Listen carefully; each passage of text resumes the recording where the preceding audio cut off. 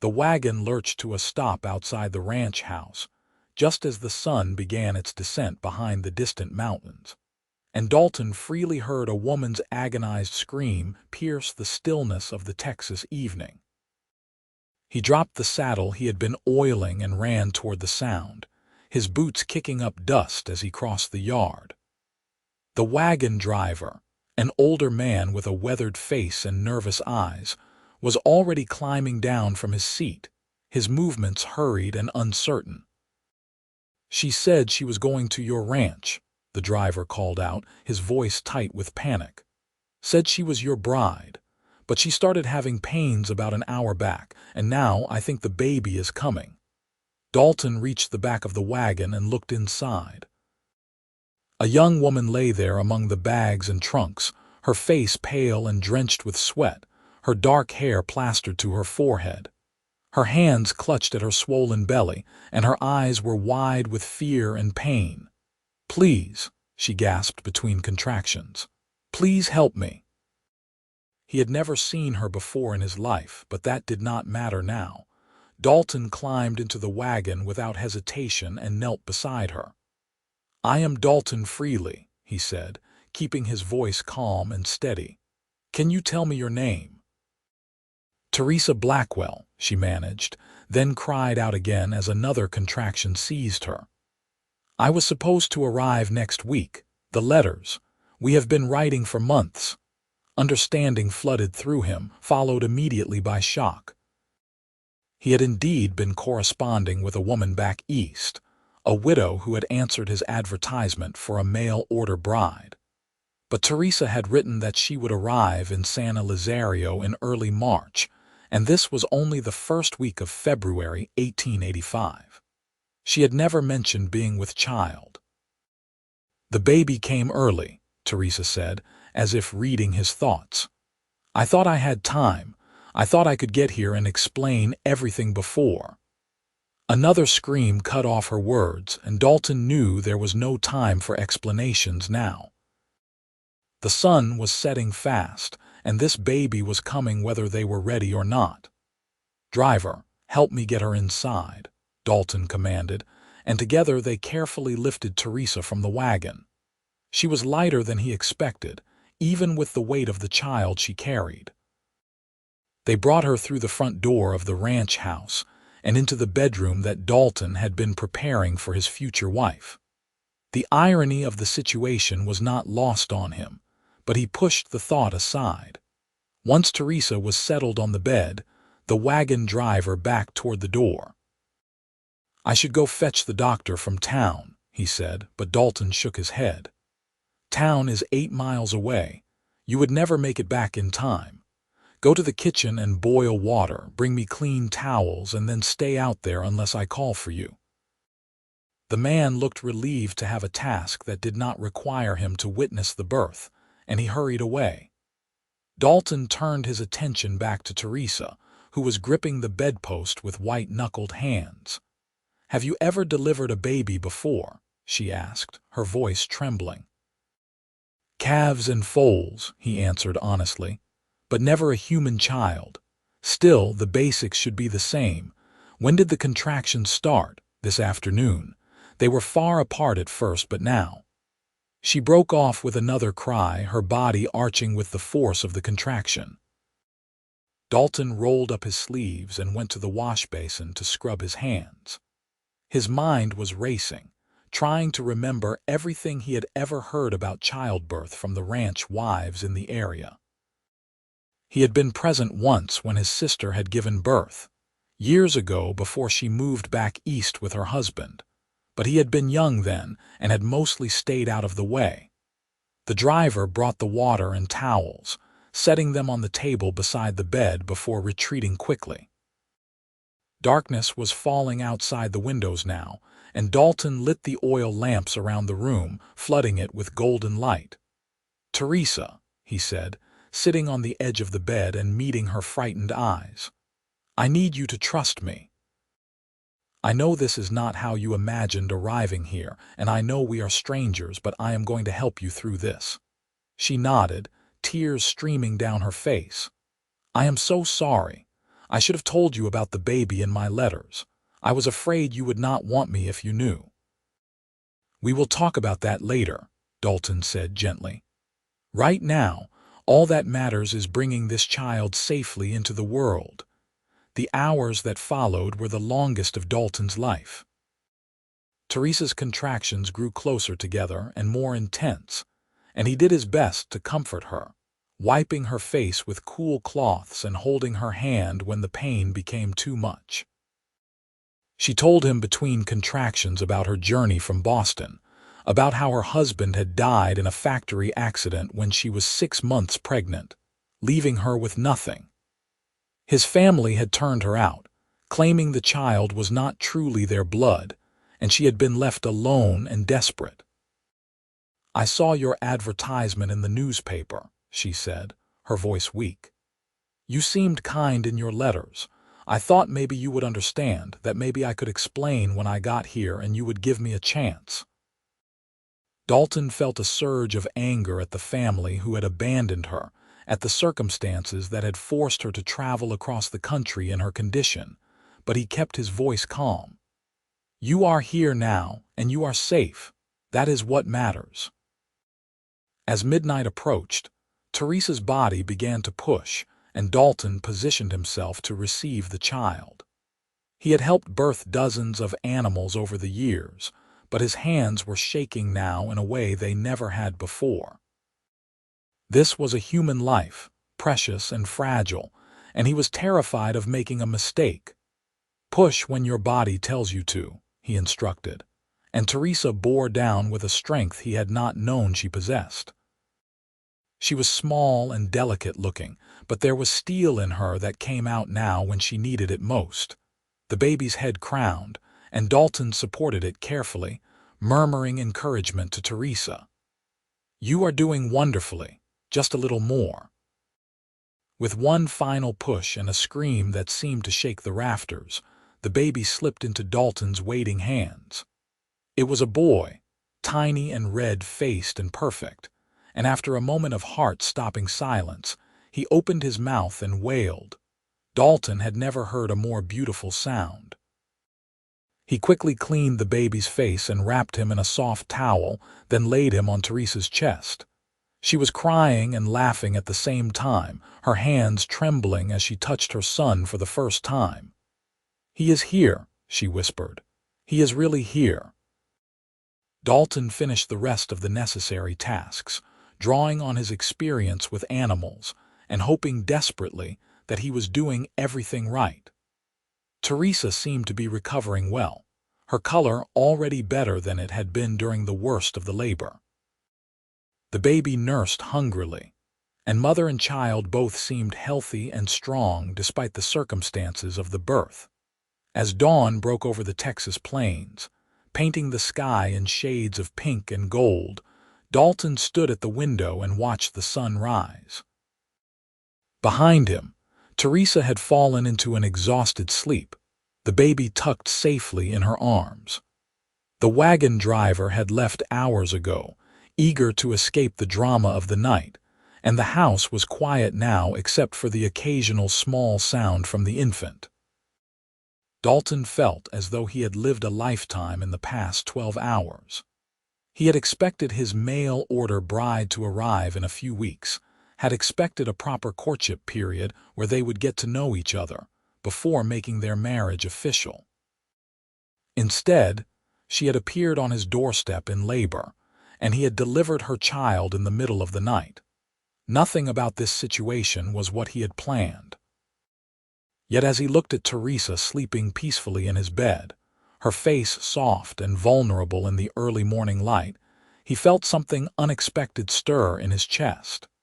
She had been brave beyond measure last night, facing her fear and pain with a courage that humbled him. She had also been honest with him, telling him the truth about her circumstances even though she could have continued to hide it. He thought about her story, about the husband who had died and left her alone, about the family who had turned her away.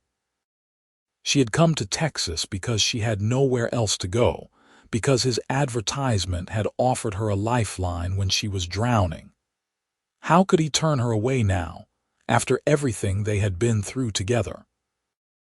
The baby stirred and made a small mewling sound, and Teresa woke immediately, her maternal instincts already sharp. She looked around the room until her eyes found Dalton standing by the window, and a flush of color rose in her cheeks. "Good morning," he said softly, crossing to the bed. "How are you feeling?" "Sore," she admitted. "But better than I have felt in months. Thank you for what you did last night. You saved our lives." Dalton shook his head. "You did all the hard work. I just provided some assistance." Teresa looked down at her son, running one finger gently across his tiny cheek. "He is beautiful, is he not?" "He is," Dalton agreed and meant it. The baby had a shock of dark hair and a serious expression, even in sleep. "Have you thought of a name?" "I thought I might call him James, after my father," Teresa said. "If that is acceptable to you." The question hung in the air between them, heavy with implication. If it was acceptable to him, as if he had a say in the matter, as if he were the child's father or had any claim to him. "Teresa," Dalton said carefully, sitting in the chair beside the bed, "we should talk about what happens now." Her face fell and she looked away. "You want me to leave, I understand. This is not what you agreed to when you answered my letters. You wanted a wife, not a woman with another man's child." "That is not what I was going to say," Dalton interrupted. "I was going to say that we need to discuss what kind of arrangement we want to have going forward.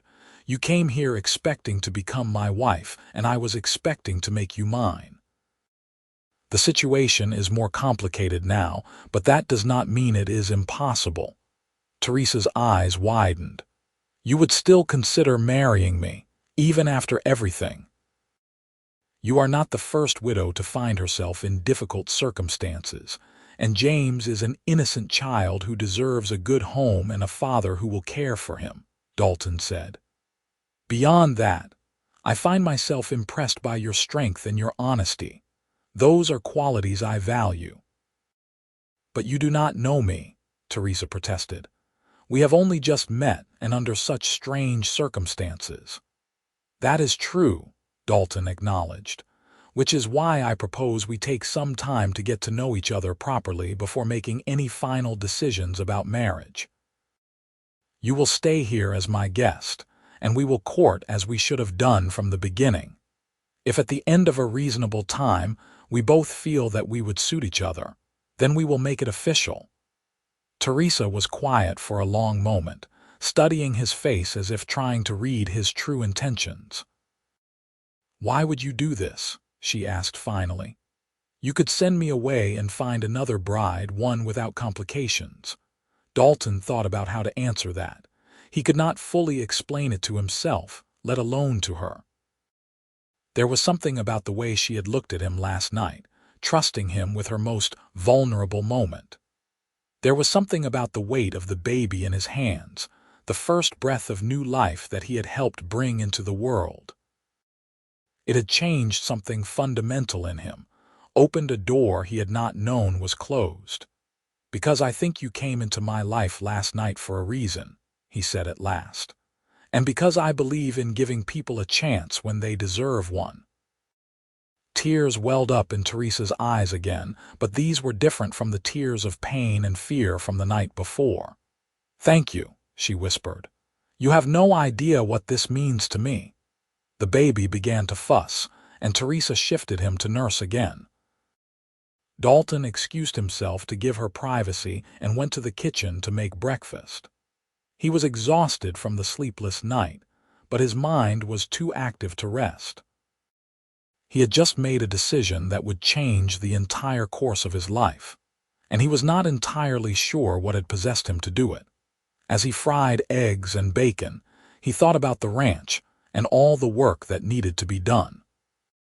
February was a busy time, with calving season approaching and fences that needed mending before the spring rains came. He had hired hands who helped with the heavy labor, but managing a spread this size was a full-time job. He had wanted a wife in part because he needed a partner, someone to help run the household and eventually raise children. Teresa had a child now, one who would need constant care for the next few years. That would make things more complicated, but it was not insurmountable. Ranch wives managed to balance childcare with their other duties all the time. And James would grow quickly, would soon be old enough to start learning the ways of the ranch himself.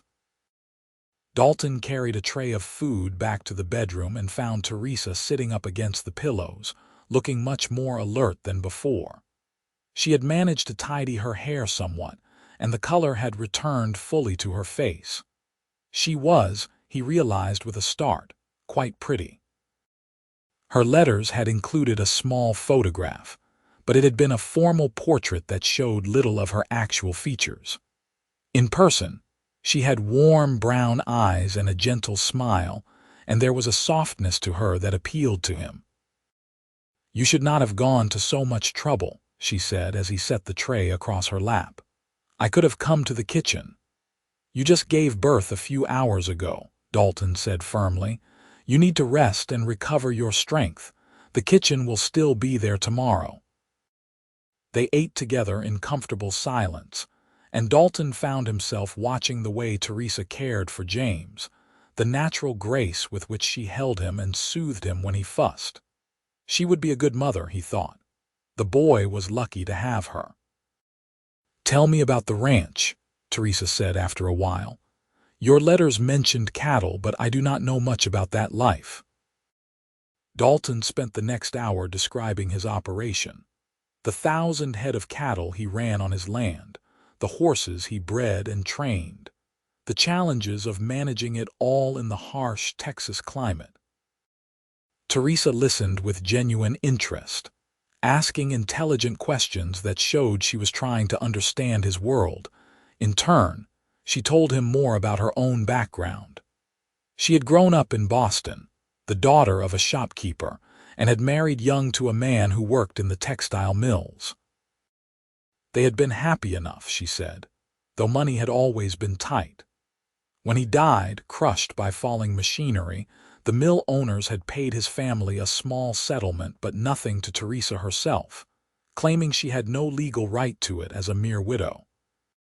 "His mother told me I had trapped her son, that I had gotten pregnant on purpose to secure my place in the family," Teresa said, her voice bitter. "Never mind that we had been married for 2 years and trying for a baby the whole time. When he died, she wanted nothing to do with me. I was turned out with only the clothes on my back and the few dollars I had saved in secret." "That is unconscionable," Dalton said, anger flaring hot in his chest. "You were carrying their grandchild. They did not see it that way. They said the baby might not even be his, though I swear on my life it was. I was faithful to my husband and I loved him." Teresa's voice broke slightly. "I did love him, Dalton. I want you to know that. Coming here, answering your advertisement, it was not because I was looking to replace him. It was because I had no other choice." "I understand," Dalton said gently, "and I do not expect you to forget your first husband or stop loving his memory. James is part of him, and that is something to be honored, not hidden." Teresa looked at him with something like wonder. "You really mean that?" "I do." Over the next few days, they settled into a routine. Teresa remained in the bedroom, recovering from the birth, while Dalton brought her meals and helped with whatever she needed. He found himself drawn to check on her more often than was strictly necessary, fascinated by the way she cared for James, and by the glimpses he got of her personality as they talked. She was intelligent and well-read, with opinions on everything from politics to literature. She had a sense of humor that surprised him, a dry wit that emerged when she felt comfortable enough to let her guard down. She was also deeply kind, thanking him profusely for every small thing he did, and worrying constantly that she was being a burden. "You are not a burden," he told her firmly on the 3rd day when she apologized for the 4th time that morning. "You are my guest, and soon I hope you will be my wife, Stop treating yourself as if you are imposing. It is hard not to feel that way, Teresa admitted. I have been dependent on the charity of others for months now, and I hate it. I want to contribute to be useful. You will have plenty of opportunity for that once you are fully recovered, Dalton assured her. This house has been lacking a woman's touch for years, and I am sure you will find 100 things that need doing. But for now, rest and focus on healing. By the end of the first week, Teresa was feeling well enough to leave the bedroom for short periods. Dalton helped her to the parlor, where she could sit by the window and look out at the ranch. It was a clear February day, cold but bright, and the land stretched out in all directions, brown and spare but beautiful in its own way. It is so different from Boston, Teresa said, rocking James gently in her arms. Everything there was crowded and dirty, buildings packed so close together you could barely see the sky. Here it feels like you can breathe. That is part of why I love it, Dalton said. I grew up in Missouri, and when I came to Texas 10 years ago, I felt like I had finally found where I belonged. There is freedom here, space to build something of your own. Tell me how you came to have this ranch, Teresa said, and Dalton found himself telling her the story he rarely shared with anyone. He had been the youngest of 5 sons, with no hope of inheriting his father's farm. At 18, he had set out to make his own way, working as a ranch hand on various spreads across Texas. He had saved every penny he could, learned everything there was to know about cattle and horses, and finally, at age 25, had bought his first piece of land near San Elizario.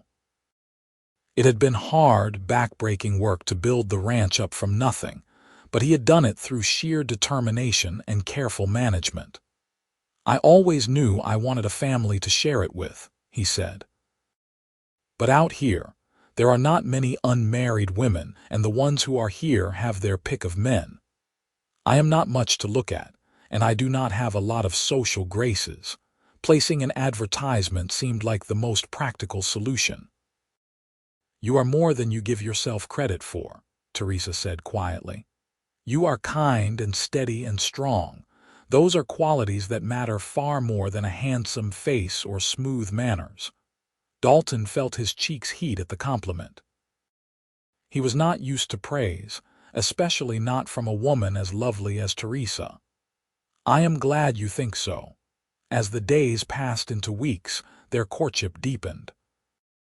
Dalton took Teresa on short walks around the ranch when the weather permitted, showing her the horses in the stable and introducing her to his hired hands.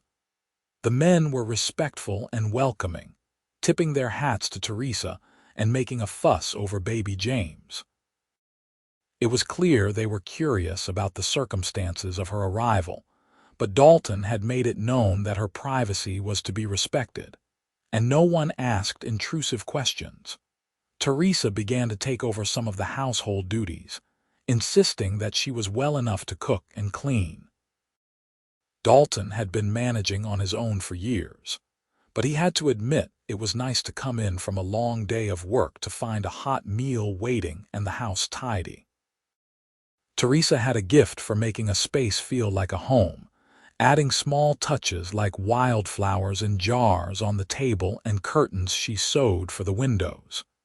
You are nesting, he teased her one evening as she rearranged the parlor for the 3rd time that week. I cannot help it, she said with a laugh. I want this place to feel like ours, not just yours with me as a visitor. It is ours, Dalton said and meant it. Somewhere in the past few weeks, he had stopped thinking of Teresa and James as temporary guests and started thinking of them as permanent parts of his life. He looked forward to seeing Teresa's smile when he came in for breakfast, to holding James while she cooked dinner, to the long conversations they had in the evening after the baby was asleep. He was falling in love with her, he realized. It had crept up on him slowly, but now that he acknowledged it, the feeling was undeniable. He loved the way she hummed while she worked, the way she threw herself into every task with determination, the way she looked at him sometimes with such warmth in her eyes that it made his heart stutter. The question was whether she felt the same way about him. One evening in early March, after they had finished dinner and put James to bed, Dalton took Teresa's hand and led her outside. The night was clear and cold, the stars brilliant overhead, and he spread a blanket on the porch so they could sit and look up at the sky. "I used to do this all the time when I first moved here," he said. "There is something about the stars in Texas, the way they seem so close you could reach up and touch them." "It is beautiful," Teresa said softly. "I have never seen anything like it." They sat in comfortable silence for a while, their shoulders touching, and Dalton worked up his courage for what he wanted to say. He was not good with words, never had been, but this was too important to mess up. "Teresa," he began, then stopped, not sure how to continue. She turned to look at him, her face soft in the starlight. "Yes. These past few weeks, getting to know you, it has been the best time of my life," he said, the words coming out in a rush. "I know we agreed to take things slow to see if we would suit each other, but I do not need any more time. I know what I want." Teresa's breath caught. "What do you want?" "I want you to be my wife, truly and completely. I want to raise James as my son and give him brothers and sisters. I want to build a life with you here on this ranch, to grow old together and face whatever comes as a team." He paused, gathering his thoughts. "I am in love with you, Teresa.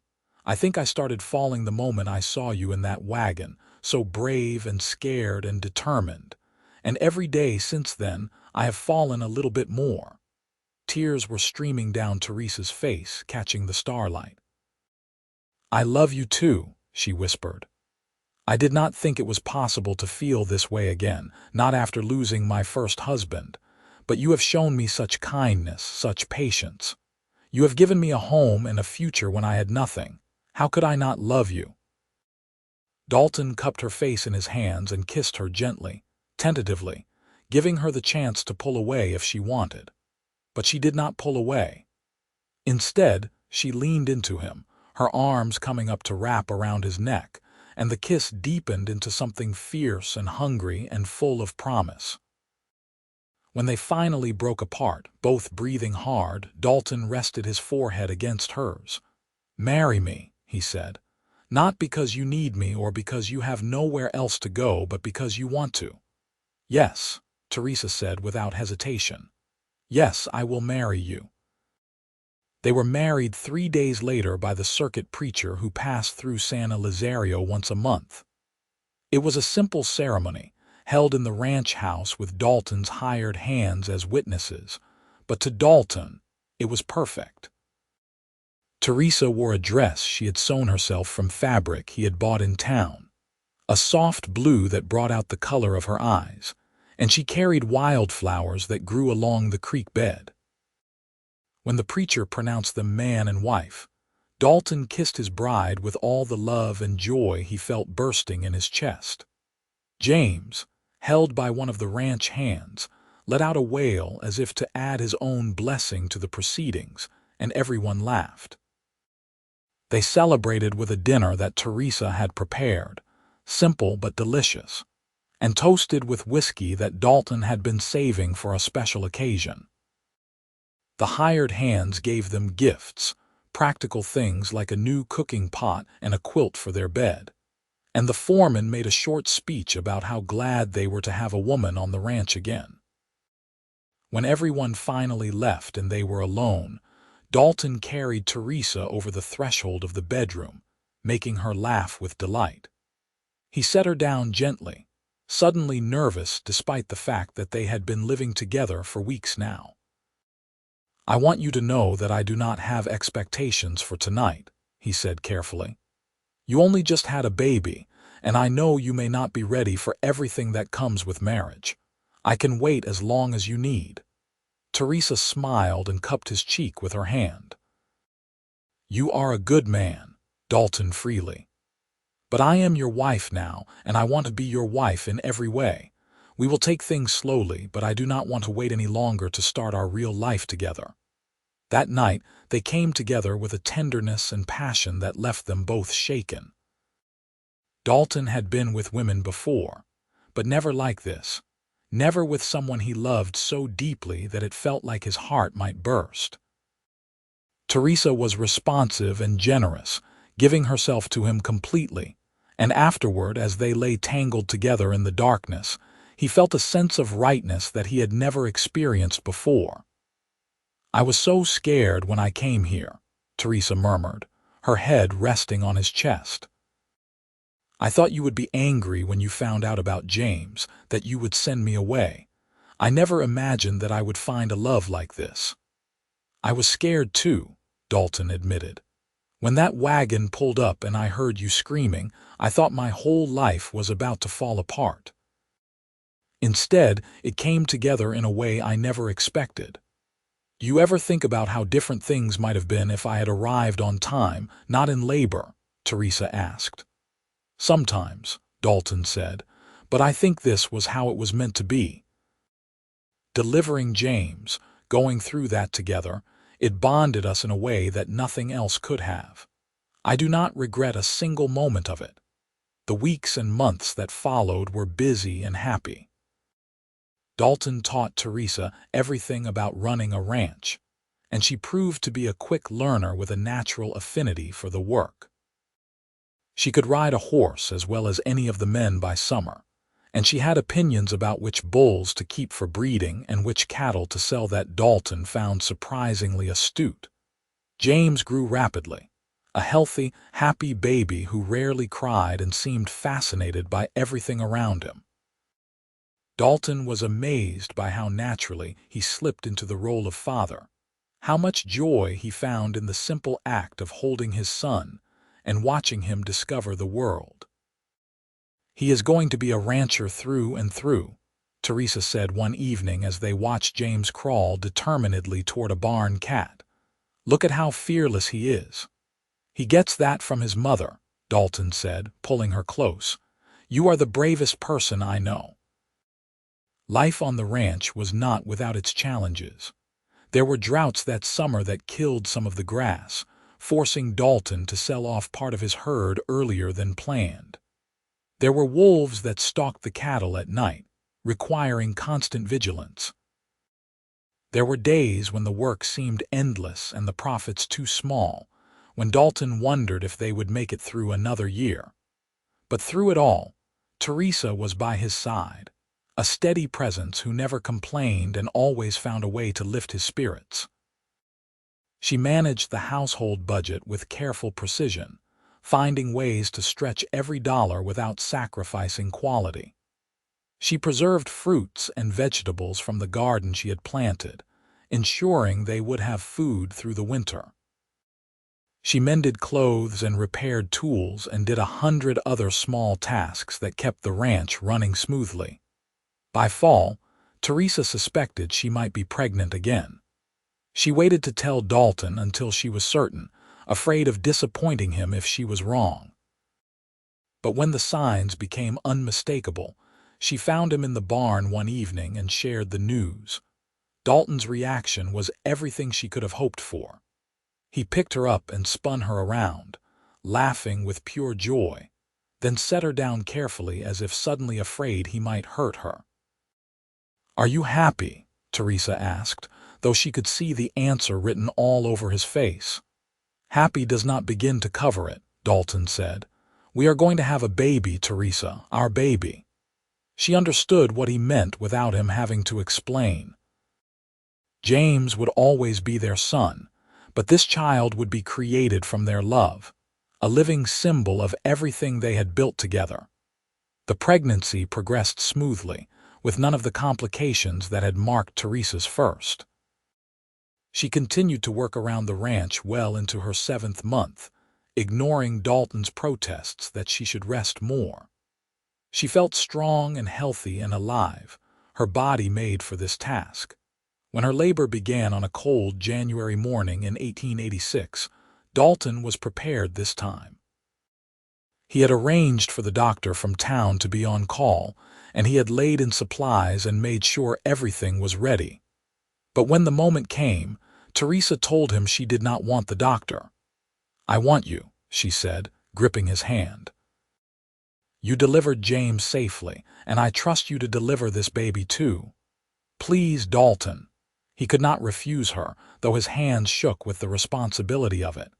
This time, though, he knew what to expect, and the birth went quickly and smoothly. As dawn broke over the ranch, Dalton caught his daughter in his hands and heard her first lusty cry.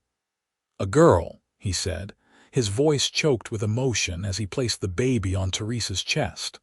"We have a daughter." Teresa was crying and laughing at the same time, kissing the baby's dark head. "She is perfect. Look at her, Dalton. She is absolutely perfect." They named her Rose after Dalton's mother, and she became the apple of her father's eye from the first moment. If Dalton had been a devoted father to James, he was utterly besotted with Rose, carrying her everywhere and making ridiculous faces to coax out her smiles. "You are going to spoil her," Teresa teased him, but there was no real reproof in her voice. She loved watching Dalton with their children, loved seeing the gentleness in him that he showed to no one else. James, now a year old, was fascinated by his baby sister. He would sit beside her cradle for hours, watching her sleep, and he always wanted to help when Teresa changed or fed her. Dalton made a point of spending extra time with James, not wanting him to feel displaced by the new baby, and James responded by attaching himself to Dalton with fierce devotion. "Dada," James said one day, his first clear word, and Dalton felt his throat close with emotion. He had not asked James to call him that, had been prepared to accept whatever name the boy chose, but hearing it felt like the final piece of his heart clicking into place. The years that followed were full and rich. The ranch prospered, growing larger and more profitable as Dalton's reputation for quality cattle spread. He hired more men, expanded his herds, and bought additional land until he had one of the most successful operations in the area. Teresa became a respected figure in San Elizario, known for her skill with difficult births after she began assisting other women in the community. The town had no regular doctor, and Teresa's experience made her invaluable. She never charged for her services, considering it her duty to help her neighbors, but families showed their gratitude with gifts of food, fabric, and friendship. James and Rose grew up wild and free, learning to ride before they could barely walk, helping with chores as soon as they were able. James was serious and thoughtful, with a gift for understanding animals that reminded Dalton of himself. Rose was bold and adventurous, always getting into trouble and charming her way out of it with her bright smile. In the spring of 1888, Teresa gave birth to twin boys, Samuel and Matthew, who arrived screaming and red-faced and hungry. The birth was harder than the previous two, and for a few scary hours, Dalton feared he might lose Teresa. But she fought through with the same strength she had shown that first night, and both babies were healthy and strong. "We are going to need a bigger house," Dalton said as he looked at his 4 children, all of them sleeping peacefully after the drama of the birth. "We are going to need a lot of things," Teresa said with a tired laugh, "starting with more hands because I cannot keep up with all of them on my own." They did expand the house that summer, adding on several rooms to accommodate their growing family. The original bedroom where James had been born became a nursery for the twins, while Rose moved into a small room of her own that she decorated with wildflowers and drawings. James got the room next to Dalton and Teresa's, and he took his responsibility as oldest sibling seriously, always checking on his brothers and sister before bed. Life was chaotic and loud and full of love. There were arguments and tears, scraped knees and childhood illnesses, moments of frustration and exhaustion. But there were also lazy Sunday afternoons spent by the creek, family dinners filled with laughter, bedtime stories that Dalton made up as he went along. There were first words and first steps, lost teeth and new accomplishments. On their 5th wedding anniversary, Dalton took Teresa back to the spot on the porch where he had first told her he loved her. The children were asleep inside, watched over by one of the ranch wives, and the night was clear and cold, just like that first night. "You remember when we sat here and I told you I loved you?" Dalton asked, pulling Teresa close against the chill. "Of course I remember," Teresa said. "I was so afraid that you were going to tell me our arrangement was not working, that you wanted me to leave. Instead, you gave me everything I had ever dreamed of and more." "I was terrified," Dalton admitted. "I had never told a woman I loved her before, and I was convinced you would laugh at me or tell me I was moving too fast." "I could never laugh at you," Teresa said softly. "You are the best man I have ever known, Dalton. You took me in when I had nothing. You loved my son as your own, and you have given me a life beyond anything I could have imagined. How could I do anything but love you back?" They stood there for a long time, holding each other and looking up at the stars, and Dalton thought about how far they had come from that first desperate night. He thought about the journey that had brought Teresa to his doorstep, about the circumstances that could have gone so differently. He thought about the family they had built together, about the legacy they were creating for their children. "I would do it all again," he said suddenly. "Every moment, every challenge, every scary night and exhausting day. I would do it all again if it meant ending up here with you." "So would I," Teresa said. "You are my home, Dalton. You and the children and this ranch. I did not know what home felt like until I found you." They kissed under the stars, the same stars that had witnessed their first confession of love, and Dalton felt a peace settle over him that went bone deep. This was what he had been searching for all those years, what he had hoped to find when he placed that advertisement in the Boston newspaper. Not just a wife, not just a helper for the ranch, but a true partner, a soulmate, a love that would last for all their days. The children grew and changed, each developing their own distinct personalities and dreams. James announced at age 12 that he wanted to be a rancher like his father, and he threw himself into learning every aspect of the business. Dalton was proud of his son's dedication, but he made sure James understood that he had choices, that he did not have to follow in his father's footsteps if he did not want to. "I want to," James insisted. "This ranch is in my blood. It is where I belong." Rose, on the other hand, had ambitions beyond ranching. She loved to read, devouring every book she could get her hands on, and she talked about becoming a teacher someday. Teresa encouraged her daughter's dreams while also teaching her practical skills like cooking and sewing, wanting Rose to have options in life. The twins were still young enough to be primarily interested in playing and causing mischief, but they showed signs of being natural leaders, always organizing the other ranch children into elaborate games and adventures. In the summer of 1892, when James was 7 and Rose was 6, tragedy struck the community. A fever swept through San Elizario, killing several children and leaving many more sick. Teresa worked tirelessly to nurse the afflicted, and Dalton lived in constant fear that his own children would fall ill. By some miracle, James, Rose, and the twins remained healthy, but the experience sobered them all. Dalton held his children a little tighter after that, kissed Teresa a little more frequently, reminded himself daily not to take a single moment for granted. "Life is so fragile," Teresa said one night as they lay in bed, both of them exhausted from the stress of the past weeks. "We are so lucky to have what we have.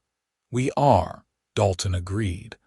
"And I will spend every day of my life being grateful for it." As the years rolled on, the ranch continued to grow and prosper. Dalton took on more responsibilities in the community, serving on the town council and helping to build a proper school for the children. Teresa's reputation as a midwife and healer spread beyond San Elizario, and she was often called to assist at births in neighboring towns. They added 2 more children to their family, another daughter named Grace and a son named Thomas, born 2 years apart. With 6 children now, the house was always full of noise and activity, but Dalton loved every minute of it. He had grown up in a large family himself and had always wanted the same for his own children.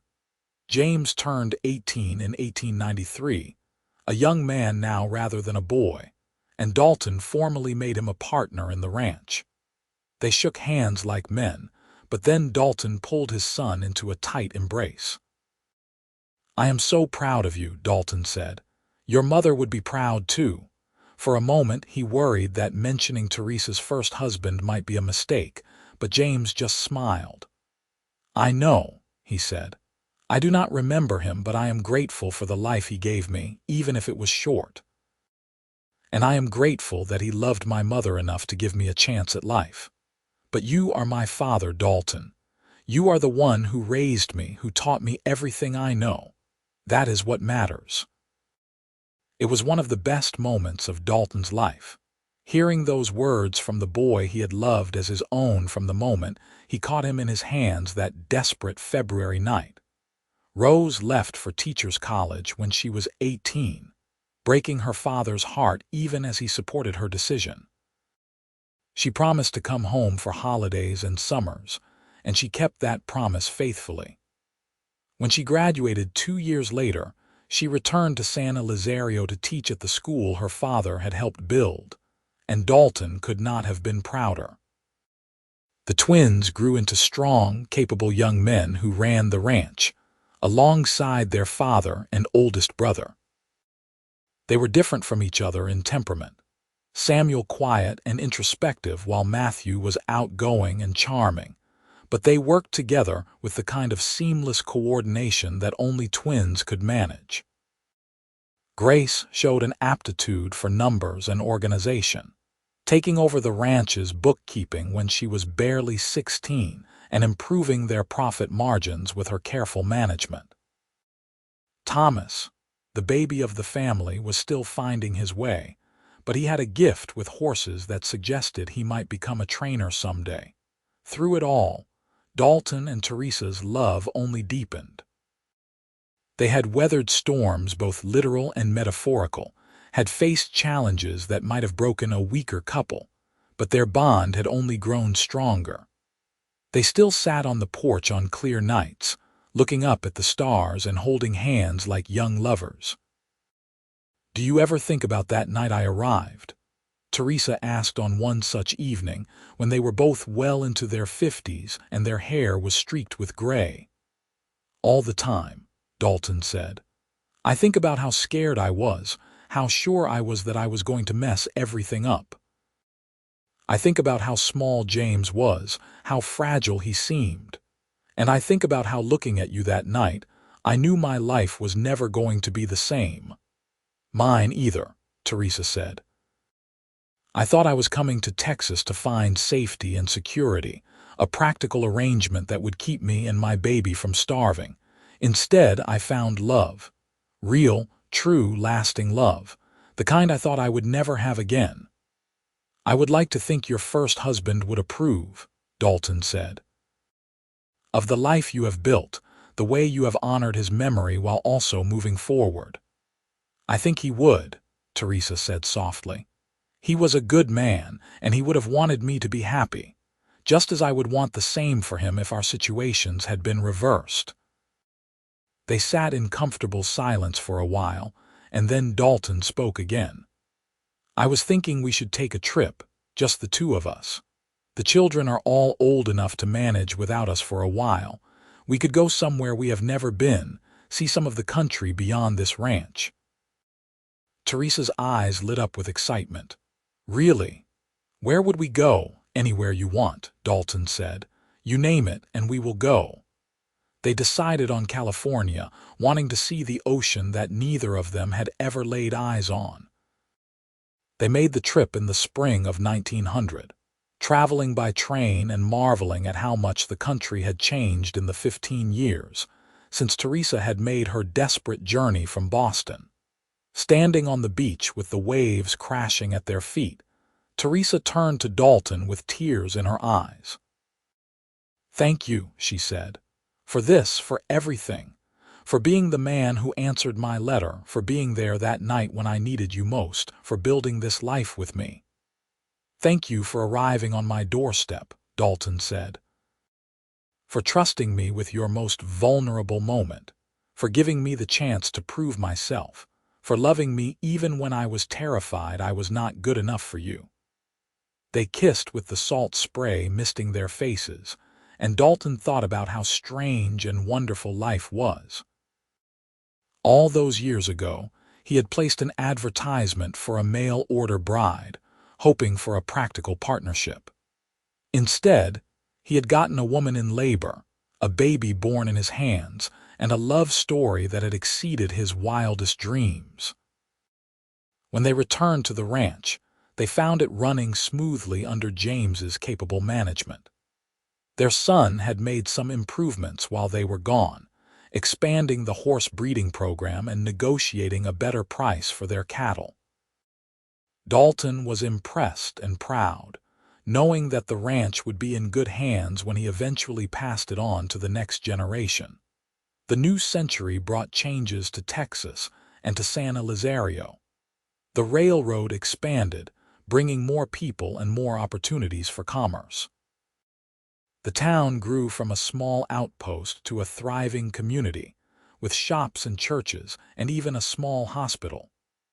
Dalton and Teresa watched these changes with interest, adapting to the new times while maintaining the core values that had always guided them. Their grandchildren began to arrive as their older children married and started families of their own. James married a rancher's daughter from a neighboring spread, and they had 3 children in quick succession. Rose married a fellow teacher, a kind man who supported her passion for education, and they had 2 daughters.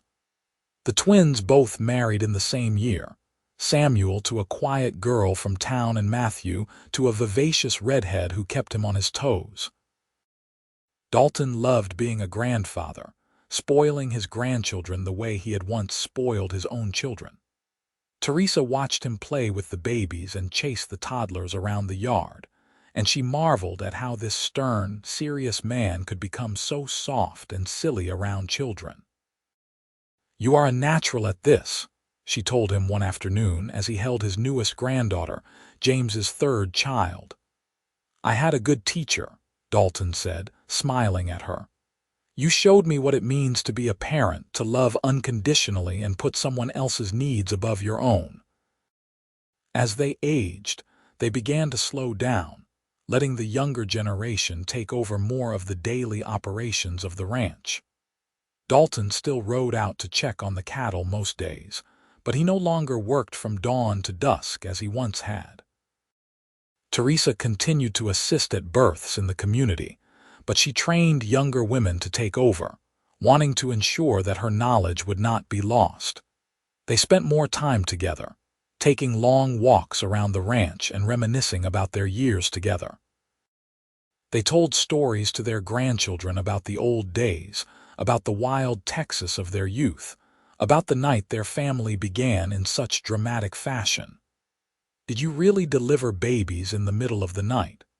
one of the grandchildren asked Dalton, wide-eyed with wonder. "I did," Dalton confirmed. "Your Uncle James was the first, and I was scared out of my mind. But your grandmother was so brave, and when I held that baby for the first time, I knew everything was going to be all right." "Tell us again how Grandma Teresa arrived," another grandchild begged, and Teresa and Dalton would exchange a smile and launch into the familiar story once more, On their 30th wedding anniversary in 1916, the entire family gathered at the ranch for a huge celebration. All 6 of their children were there with their spouses and children, and the house overflowed with love and laughter. They set up long tables in the yard for dinner, and after the meal, James stood up to make a toast. "To my parents," he said, raising his glass. "My father delivered me into this world 31 years ago, and he has been my rock ever since. My mother gave birth to me under the most difficult circumstances imaginable, and she has been my inspiration my entire life." Together, they built something extraordinary, not just this ranch, but a family bound together by love and respect and unwavering support. "I hope I can be half the parent to my children that you have been to all of us." There was not a dry eye at the table, and Dalton had to clear his throat several times before he could speak. "Your mother and I did not set out to build anything extraordinary," he said. "We just tried to do right by each other and by you children, day after day, year after year. If we succeeded, it is because we had love as our foundation. Everything else grew from that." Teresa added her own words. "I came to Texas expecting nothing more than survival," she said. "Instead, I found a home, a partner, a purpose. Your father gave me a life beyond anything I could have dreamed of, and you children have given us more joy than we ever thought possible. We are the luckiest people in the world." The party lasted long into the night, with music and dancing and stories shared by firelight. Dalton and Teresa sat together and watched their family celebrate, their hands clasped tightly together. "We did all right, did we not?" Dalton said quietly. "We did better than all right," Teresa said. "We built something that will last for generations.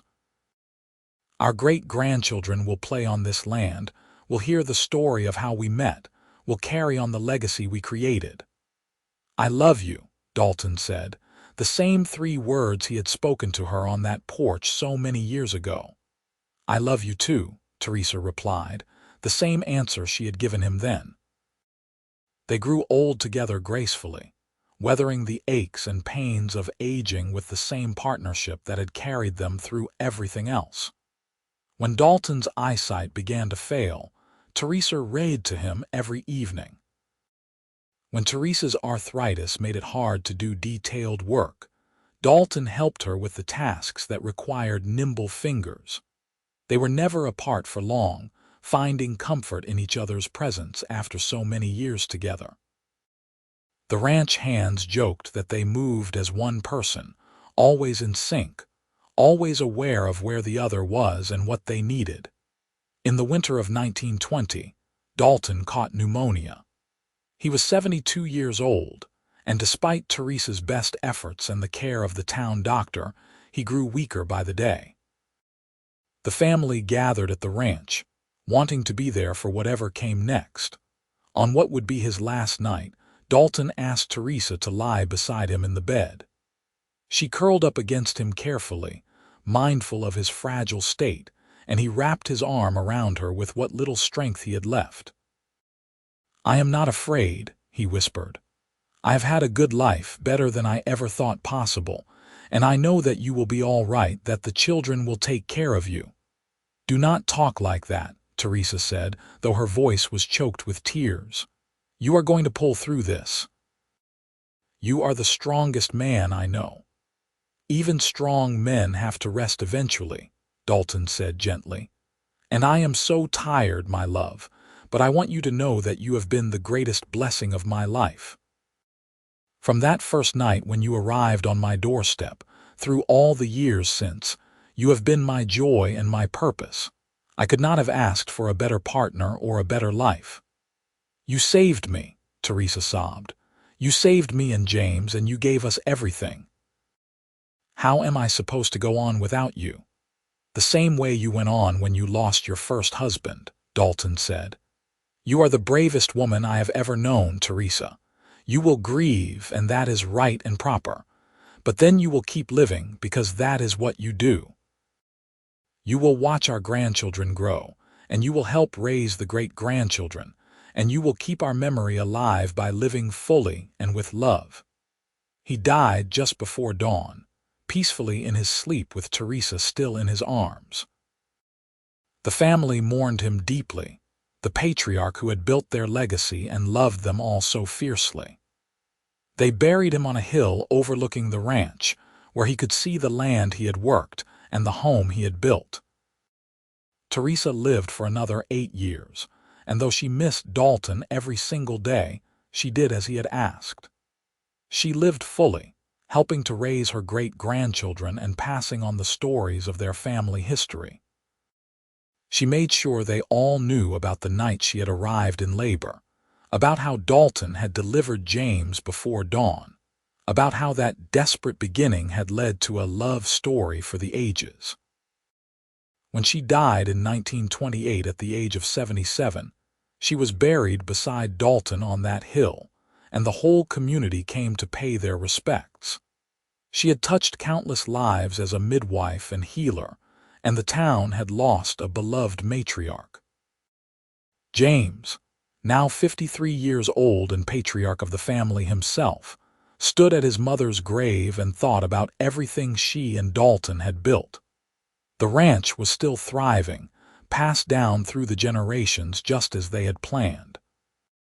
His own children were raising families here, and their children would do the same.